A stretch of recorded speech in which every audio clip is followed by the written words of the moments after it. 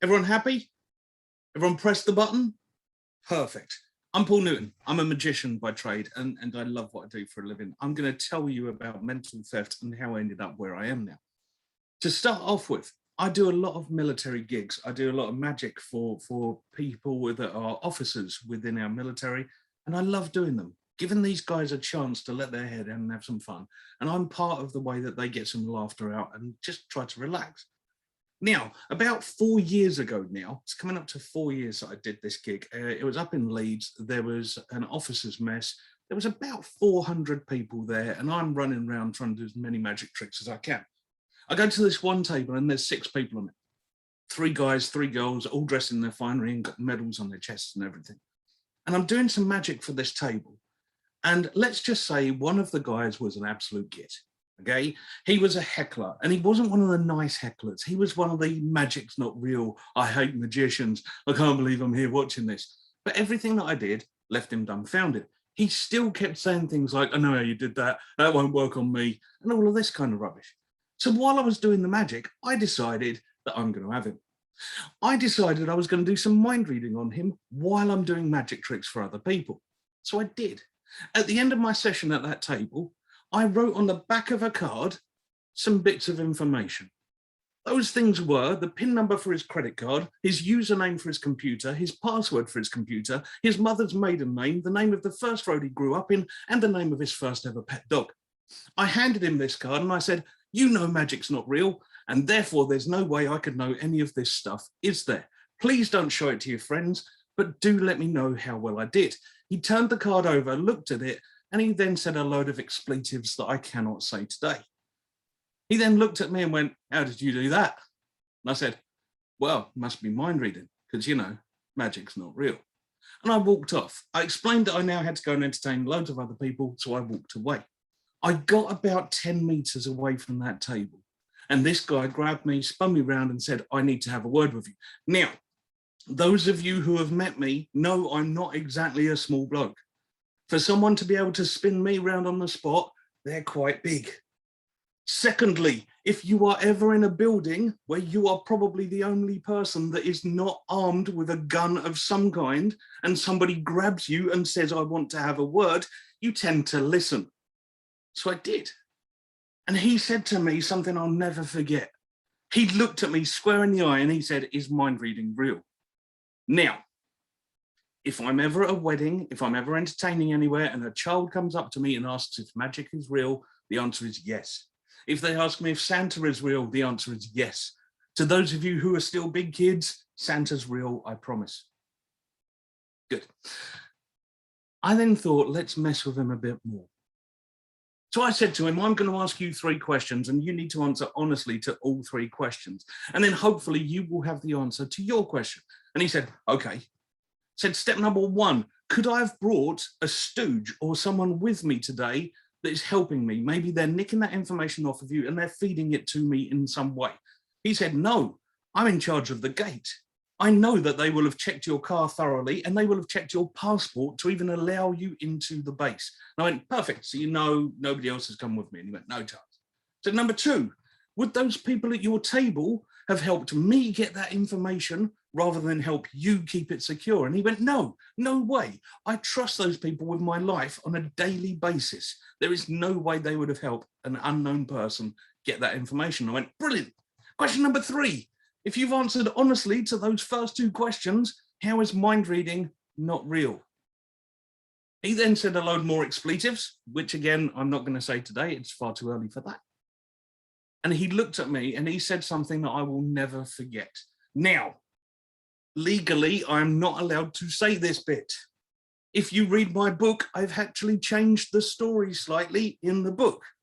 As long as you lot promise not to tell anyone, I'll let you know that what he said to me was, if you did that to 3 select people in this room, you would have control of our missiles. Now, in the book, he doesn't say that. He says something along the lines of, if you did that to business owners, what could you get away with? And that's where my brain went. Think about it. If all of your security information was attacked by a mind reader, how safe is your kit? How safe are your bank accounts? How safe is anything to do with your business? Now, that's what I do now. I go around the country, I go around the world, and I deliver keynote talks to make people think about their security. I'm not an IT guru. Do not trust me with your computers at all. But I'm sure within your network, you know people who can make your systems secure. That bit was a bit sensible. So what we're going to do now is we're going to try a silly trick. And I'm going to try something. And Penny, could you do me a favor? Could you pick someone for me that has got good Wi-Fi and that is going to be able to talk to me for about 1 minute?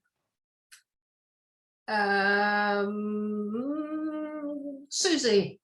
Susie, unmute yourself. Say hello. Hello. Hello, how are you?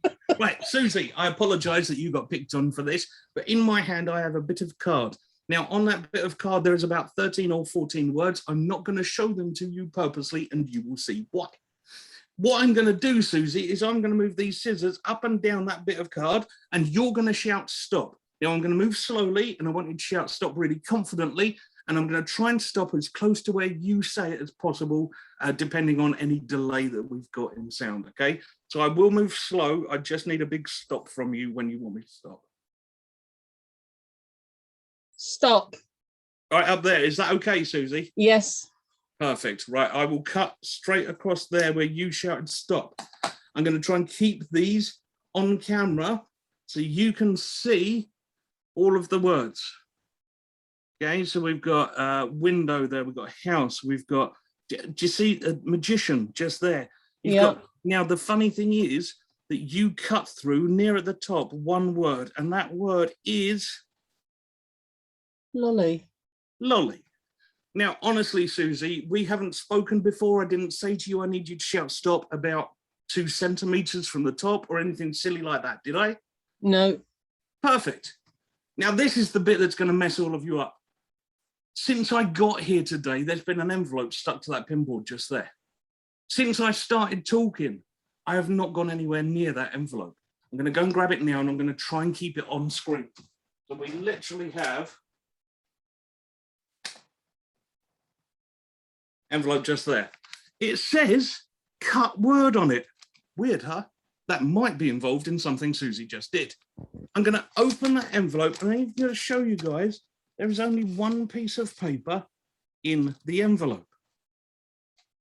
I'm going to open that bit of paper, and fingers crossed, the only word that's written on the whole thing. Yay. What a star you are. Oh, thank you very much, mate. If you like that, we're going to get on so well. Now, I'm just liking the hat. Oh, mate, thank you. Great tip for. Thank you, Susie. Right. Quick story about a gig I did. I get now involved in companies that think they can't be scammed or their security is perfect and nobody can bypass it. I'll be honest with you. I'm not the kind of hacker that sits in my home on a computer. I'm more likely to attack a building. I'm going to get into that building and I will then plug in a small computer, normally known as a Raspberry Pi, and then my IT guys have full access to the systems of that building. For me, it's easier than hacking their systems. I just go in and break stuff. Here's one of the stories of a company that I completely broke. This company is a well-known logistics company. I will not say the company name because I don't think it's fair. They contacted me and they said, look, we're just getting a little bit worried that our staff are getting a bit complacent. We think that they're ignoring some of the protocols to make their life a bit easier. I said, fine, what do you want me to do? We have 3 points to this contract, Paul. What we'd like to see is A, if you can get into the building, B, if you can stay there undetected for a little while, and C, if you can steal anything without being noticed. They have quite a few depots around the country, so I picked the one that was furthest away from any police stations. It's kind of a normal thing for me now. I don't like getting arrested. Myself and a buddy went to this location and we were watching it for a couple of hours. We'd already done a walk around the building and it had a very high fence with barbed wire at the top. And again, those of you who know me know I'm not in a physical state to climb fences. It just wouldn't be a sensible idea, or the fence would fall down and it'd be a really quick and easy job. We're watching this place and there's only one entrance and exit for vehicles. On that entrance and exit, there is like a little shed hut thing and there's a security guard. We can see that there's a glow on his face and that's about all the information we've got. But every half an hour, bang on the half hour, he would go for a walk and he would check the whole building. Pretty good. I like that. This was cold. It was around about December that we were doing this and he's gone walking off every half hour. At one point, it hit about 2 in the morning and my buddy looked at me and went, I'm bored. Let's go and have a look. So we waited for the guard to walk off. We then ran over to his shed to see what was in there. All he had was one little monitor and it had 4 screens on it and it showed us where all 4 of their security cameras were. Now, we knew the security guard wouldn't be back for around about 8 more minutes. And my buddy went, oh, look at that. That means there's no cameras down the left-hand side. Let's go. So we ran down the left-hand side of this building where we knew there was 3 doors on that side. We checked the first door, couldn't get in, checked the second door, couldn't get in, checked the third door, it was wedged open with a piece of wood. So we've now gone into the building. We have beaten contract part number 1 already. No alarms have gone off and we now start looking around. To my left and in front of me is loads of racking and boxes with addresses on them. So this must be stuff that's ready to go out for tomorrow. My buddy starts looking through them because he wants to steal something off of the racking, so we beat all parts of the contract. I look to my right. There's a wall going back up the way we ran, and there's a desk. So I go and look at the desk. Above the desk, there's one of those lock boxes. You know, the ones that are used for keys, and people lock them up to keep those keys safe. I'm going to tell you honestly, guys, what you don't want to do in a place like this is you do not want to leave the key for the lockbox in the lockbox. It makes it really easy for someone like me to open it, which I did. I then noticed there's about 32 vehicle keys in front of me. These are probably for all of the vehicles that myself and my buddy ran past on the way to this door. I shout over to him to forget the racking. He comes over to me and says, why, have you got something better? And I went, yeah, vans and trucks. We can just drive them out. And he said, I'm game if you are. So we took a key each. Now, they were really nice to us. They'd even written the number plates on every key, so you know exactly which vehicle it's for. The funny thing is, though, even easier than that, with vehicles now, all you have to do is walk along and press the blippy button and the vehicle that's yours will flash at you. It's really easy. So that's what we did. Unfortunately, we had both picked vehicles that were massive trucks. Undeterred and finding this quite amusing, we both get into a truck each. We then sit there knowing the security guard is going to, on the half-hour marker, go for a 10-minute walk. We waited for the half-hour mark, we counted to 120 Mississippi, and we drove 2 trucks out of the depot. We drove them out, we got them about half a mile away, we pulled up in a little lay-by. It's all right because it was a nice, well-lit lay-by. It's not like I want anyone to steal the trucks. And we got out. I then called their chief of security and I said, I called him up and this was by now, it's about 3 in the morning. And I said, oh, we've got some news for you. He said, brilliant, how's the recce gone? I said, it's gone quite well for us. He said, what the hell have you done? He didn't use the word hell, but I thought I'd change it just to keep today nice. I said, we've stolen some stuff. Where? What have you stolen? We've stolen 2 trucks. Now, again, there was a lot of expletives, and I'm getting quite used to that in my line of work these days. He then said to me, but they are empty, aren't they? I said, I don't know. Didn't think about looking in the back. Paul, could you open up the back and have a look in them for me? Yes, of course I can. We've opened the back of my truck. It was full of computer equipment. We've opened the back of my buddy's truck. It's full of big screen TVs. I said to him, what would you like us to do now? He said something that I'm going to tell you all never to say to Paul Newton when he's working. He said, do whatever you want. That was a silly thing to say, especially to somebody who's just stolen 2 trucks full of kit. So by the morning, we'd stolen 8 trucks full of kit. We'd parked them in various locations around the industrial estate, and we made sure each of them were in a well-lit location because, you know, don't want them to get stolen. At about 5 in the morning, we go to the security guard with an envelope that's full of keys, and we mark it to the depot manager and ask him to deliver it when the office is open, and we go. Imagine what happened in that office when those drivers turned up to drive those vehicles. When that person opened that key box and went, there's 8 keys missing. When those drivers went, the trucks aren't there. Then when that person realized that they shouldn't have put any stuff inside the trucks because that's against protocol.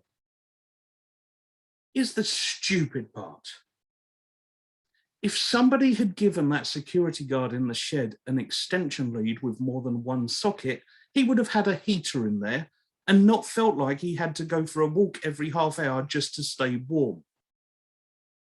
If people on the door that we got access through, if they'd just put a little electronic security key on there so people could go out of the warehouse to have their cigarette break rather than wedging a door open with a piece of wood, which then saves all of the smokers about 5 minutes because otherwise they have to walk through reception and go around to the smoking area. That's the only reason there was a wedge of wood in there.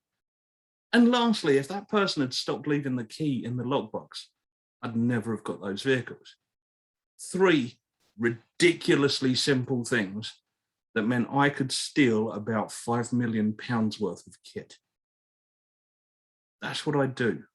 I look for the things that everyone else thinks is normal, and nobody will ever do that. And I bypass them.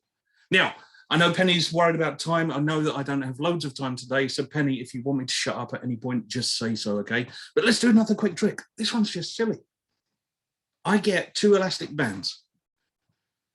I'm going to try and keep them on camera as much as I can.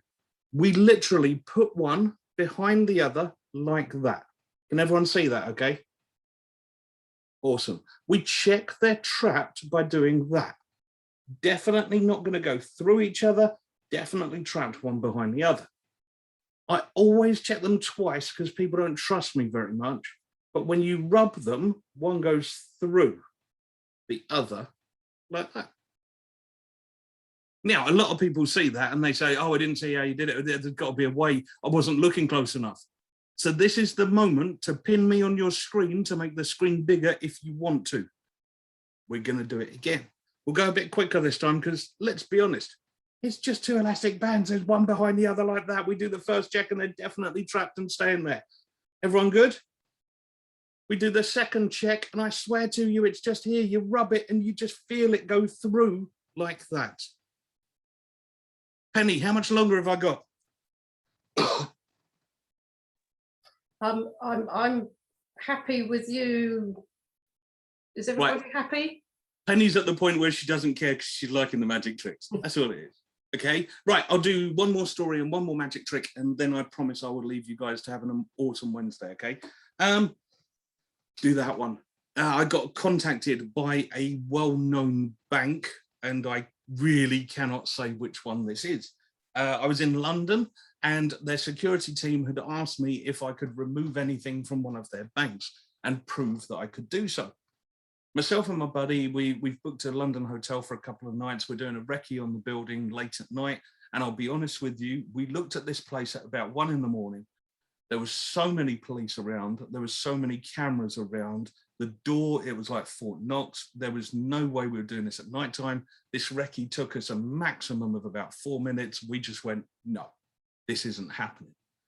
I turned to my buddy and I said, look, let's go and get some sleep and we'll come back in the daytime. We'll have a look at the place at the daytime. He said, yeah, all right, we'll do that. We've gone away. Next day, we come back at about 11:30. We wanted it to be people milling about, but we didn't want it to be massively busy. So we went back at about 11:30. We've walked up, looked at the building, and it was lovely. I mean, this is the type of bank that I will probably never bank at. There is just so much money dripping at this place. It was ridiculous.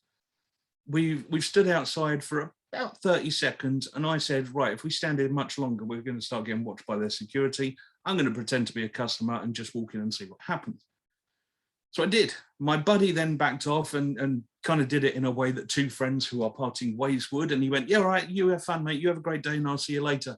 Good luck with everything you're up to. And he walked off. So we wanted to make it look like I'd got to my destination and then we were splitting off. I've walked into the bank. I'm now wearing some tatty jeans, some OK trainers, a t-shirt and a baseball cap. Technically, you would say I would not be a customer of this type of bank. In this situation, it's all about confidence. I promise you, these guys are used to people in jeans and t-shirt. They do not see loads of people in fancy Armani suits. I walked in, receptionist was gorgeous and lovely, and she looked up at me and I just said, morning, and carried on. And she just said, good morning, sir, have a lovely day. And I walked into the foyer. Now, in the foyer, there were no normal tills. There were no normal cashier areas. There were sofas, there was places you could sit, there was a vault, there was seating areas where you could see that an assistant was helping a customer, and there was offices where if you wanted to have a quiet conversation without anyone listening, you could go into. There was a coffee machine that made really nice tea, so I walked straight to that, made myself a cup of tea, sat down on one of the plush sofas, nicked a newspaper and started reading. This is the best way to look as normal as possible. Just look like you're meant to be there. And if you've already got the confidence to walk in and make yourself tea, you look like you're waiting for someone for an appointment. So I'm sat there happily drinking my tea, reading a newspaper, obviously not really reading the newspaper, just working out the lay of the land. Across from me was a vault, and it was stereotypical massive vault with a massive door. There was a lot of staff going in and out of the vault and running back to customers and helping customers with issues and getting more information from the vault. It worked out that somebody went in there every 5 to 7 minutes-ish, okay? You couldn't actually plan it. Sometimes people went in there within a second of each other. Sometimes it was 7 minutes. I decided the best way to try and steal something from this bank was to walk into the vault and pick something up. So I got up from my sofa. I had my rucksack on my back still, walked straight into the vault, and I thought, any second now, security are going to grab me. Nothing happened. I looked around the vault. There was lots of shiny things and interesting things. Most interesting to me was a golden brick. There was a few of them. So I picked one up, thinking to myself, any second now, security are going to grab me. I stood with this bar of gold for about 30 seconds. I then decided that's enough time. I need to go back to the sofa. So I put the bar of gold into my rucksack and went over to the sofa. Sat down there, carried on with my tea. No one batted an eyelid. Finished my tea, folded up the newspaper, put it down on the table and walked out of the bank. Now, I honestly cannot tell you exactly how much a bar of gold is worth. I'm pretty sure it could cover off most of my mortgage. I walked out of the bank and walked down the road and saw my buddy. He said, how did it go? I said, I've got a bar of gold bullion in my rucksack. He then said a few sweary words, implying that I must be joking. And I said, no, I've really got a bar of gold in my rucksack. I need to call their security. I called their security and said to them, we've done the job and it went quite well. Brilliant. Okay, what did you get away with? Was it just, you know, what did you do? Was it some information? No, I'm about 200 meters from your bank. And now, when you're in the middle of London and there's a lot of people around you, what you don't want to shout out is, I've got a bar of gold bullion in my rucksack. That would be silly. So I said, I've got a bar of gold bullion in my rucksack. There was more sweary words. He then said, where are you? And I said, I'm literally about 200 meters from your bank. At this point, I noticed the two security guards running at me, who had blatantly been given a description of me. And very quickly, I then had 5 guys around me saying, are you the guy with the gold bullion? Yes, I am. Do you want it? Now, something that is always in my contracts is that anyone that I hoodwink, anyone I bypass, anyone I get past, they're not allowed to be fired. They're not allowed to be disciplined at all. The only thing a company is allowed to do to those people is to let us train them. Because let's be honest, any of those people that I got past have just gone through the biggest security lesson ever, and they will not forget it. If they are then trained by me and my team in how to stop people like us, they become the most effective part of that security team they could ever have. Ladies and gents, I'm Paul Newton. I steal shit for a living.